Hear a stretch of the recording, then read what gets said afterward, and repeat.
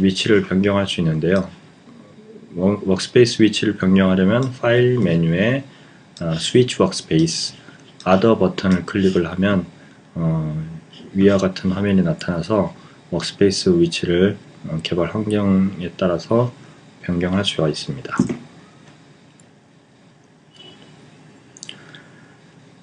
이클립스가 처음에 설치가 돼서 실행하면 이런 화면이 나타날 겁니다. 그래서 어떤 버튼을 눌러야 될지 좀 혼돈이 있을 수 있는데요. 그럴 때는 워크배치라는 아이콘을 클릭하시면 이클립스 화면으로 들어갈 수 있습니다. 이렇게 되면 이제 이클립스 작업 화면이 나타납니다. 개발자 환경에 따라서 이 창 모양은 여러가지 형태로 변경을 할 수 있는데, 프로젝트 익스플로러가 프로젝트 파일들이 나타나는 화면이고, 이 영역이 소스 화면, 소스가 나타나는 화면이 이렇게 화면이 됩니다. 이렇게 하면 이클립스는 설치가 다 완료된 거요, 간단하게. 그리고 ADT 플러그인을 설치해 보도록 하겠습니다. ADT 플러그인은 이클립스의 플러그인이기 때문에 이클립스 화면을 실행한 상태에서 헬프 메뉴에 있는 인스톨 소프트웨어를 선택을 하면 이클립스에 지원하는 플러그인들을 설치할 수 있습니다. 그래서 헬프 메뉴에 있는 인스톨 뉴 소프트웨어 메뉴 버튼을 클릭을 합니다. 그러면 인스톨 화면이 나타나고요. 여기서 add 버튼을 클릭을 합니다. add 버튼을 클릭하면 add site라는 창이 나타나는데, 이 창에서 안드로이드 플러그인이라고 입력하시고 플러그인을 다운받을 서버 주소를 입력을 하는데 https dl-ssl.google.com/android/eclipse 라고 입력을 하신 후에 OK 버튼을 클릭을 합니다. 때에 따라서는 HTTPS 프로토콜을 써도 되고요. HTTPS 프로토콜로 서버 접속이 제대로 안되면 참고로 나온 바와 같이 HTTP 80 포트를 이용해서 패키지를 설치할 수 있습니다. 그렇게 하면 work with 위치에 안드로이드 플러그인 서버 주소 이렇게 나타나게 되죠. 그리고 목록에는 설치할 수 있는 위에서 지정한 서버 주소에서 지원하는 설치 패키지들 목록이 나타납니다. 여기서 삼각형 버튼을 클릭을 해보시면 세부적으로 설치할 패키지가 나오죠. 안드로이드 DDMS와 안드로이드 디벨롭먼트 툴, 즉 ADT를 설치할 수 있는 리스트가 나타날 겁니다. 여기에서 넥스트 버튼을 클릭하면 위 패키지들에 대해서 이 패키지를 설치할 것이라는 안내문이 나오고, 다시 넥스트 버튼을 클릭을 하면 설치할 구체적인 패키지 리스트가 나오면서 라이센스에 대한 안내문이 나옵니다. 여기에서 accept를 체크를 하시고 finish 버튼을 클릭을 하시면 됩니다. 그러면 안드로이드 ADT 설치 과정이 이렇게 쭉 진행이 되고, 설치가 다 완료되면 설치 중간에 Security Warning이라고 메시지가 나오는데, 그럴 때는 OK 버튼을 누르십시오. 그렇게 하면 Select Need 화면이 나타나서 리스트에 나온 내용을 체크를 하시고 OK 버튼을 클릭을 합니다. 그리고 설치한 다음에 설치 후에 소프트웨어 업데이트에 대한 메시지가 나타나고 재시작할 것이냐라는 이런 안내문이 나오면 Yes 버튼을 눌러서 재시작을 합니다.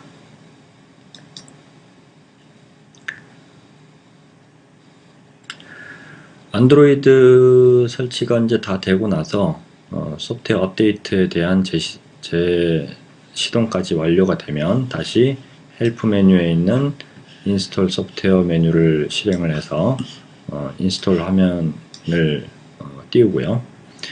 여기에서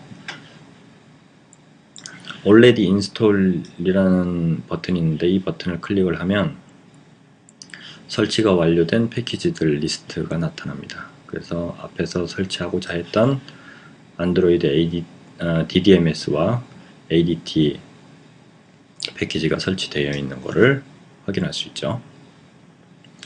확인을 다 했으면 클로즈 버튼을 클릭을 하시면 됩니다. 자, 이제 안드로이드 SDK를 설치합니다. 안드로이드 SDK는 역시 G 파일로 설치본이 되어 있어서 이것도 다운받고 나서 압축만 해제하고 적당한 위치에 폴더를 설정해주면 설치 과정이 끝나게 되는 거죠. 배포 사이트는 developer.android.com에서 배포를 하고 있습니다. 그래서 안드로이드 디벨로퍼 사이트에 개발자 사이트에 접속을 한 후에 SDK 메뉴를 클릭을 하시고 다운로드 메뉴를 클릭을 하시면 OS 버전마다 다운받을 수 있게끔 링크가 나타나는데 이 중에서 윈도우 버전을 선택해서 다운로드 받습니다. 그리고 SDK는 다운로드 받고 나서 압축만 해제하면 되는데 본 사례에서는 C 드라이브 프로그램 파일즈 밑에 안드로이드 폴더로 SDK 위치를 설정을 했습니다. 그래서 안드로이드 폴더를 보면 툴즈 폴더가 있는데 이 폴더 안에 안드로이드 SDK에 대한 실행 파일들이 있습니다.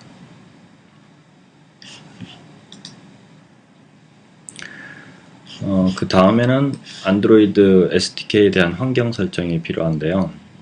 앞서 얘기한 바와 같이 시스템 환경 변수에 SDK에 대한 안드로이드 SDK에 대한 툴즈 경로를 실행 경로로 지정할 필요가 있습니다. 윈도우 7일 경우에는 제어판, 시스템, 고급 시스템 설정, 고급 탭의 환경 변수 버튼을 클릭을 하시면 되고 XP의 경우에는 제어판, 시스템, 고급 탭에 있는 환경 변수 버튼을 클릭을 하면 됩니다. 추가할 경로는 C 드라이브 프로그램 파일즈의 안드로이드 폴더에 있는 툴즈 폴더가 됩니다. 그래서 시스템 환경 변수 화면이 나타나면 패스 경로에 대해서 세미콜론을 찍어주고 위에 언급한 툴즈 경로를 추가로 입력한 다음에 확인 버튼을 클릭을 합니다. 그리고 이클립스를 이제 실행을 하셔서 윈도우 메뉴에 있는 Preferences 메뉴를 선택합니다. 윈도우에 있는 Preferences 메뉴를 선택을 하면 이렇게 Preferences 화면이 나타나는데 여기에서 안드로이드 패키지가 제대로 설치되어 있으면 안드로이드 메뉴가 나타날 겁니다. 그래서 안드로이드 메뉴를 선택을 하고 안드로이드에서 사용할 SDK 경로를 직접 입력하거나 아니면 브라우저 버튼을 클릭을 해서 안드로이드 SDK가 설치된 경로를 선택해 오면 됩니다. 여기에서는 C 드라이브 프로그램 파일즈에 있는 안드로이드 폴더를 지정해 주고 있습니다.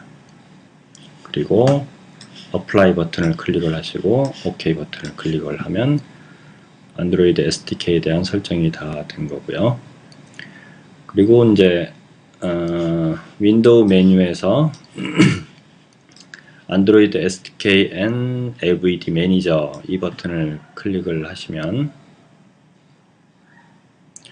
이제 추가로 설치해야 될 SDK 화면이 나오는데 매니저 화면이 나오는데 그 중에서 Available 패키지 버튼을 메뉴를 선택을 하면 아까 지정했던 구글 사이트에서 지원하는 SDK 파일들, 다운받을 수 있는 파일들 리스트가 이렇게 쭉 나옵니다. 그러면 전부 다 다운받을 거니까 맨 위에서 체크를 해서 전부 선택을 한 다음에 Install Selected 라는 버튼을 클릭을 해서 설치 과정에 들어갑니다. 이렇게 하면 선택된 패키지가 어떤 리스트인지를 표현을 해주고요. 각 그 소프트웨어에 대한 라이센스에 대해서 accept를 할 것인지 화면이 나타나면 전부 다 설치할 것이니까 accept all 버튼을 체크를 하시고 그리고 install 버튼을 클릭을 합니다.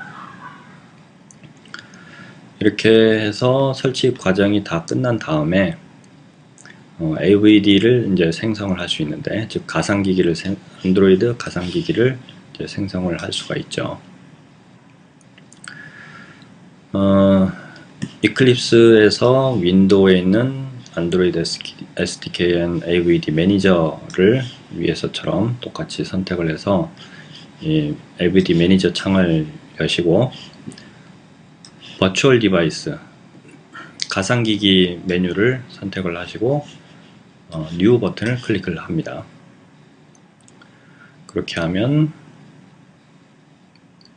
이렇게 Create New Android Virtual Device AVD 라고 해서 가상기기를 생성을 할 수 있는 창이 나타납니다. 네임에 적당하게 입력을 하시는데 이 샘플에서는 Our AVD 라고 이렇게 이름을 정했고요.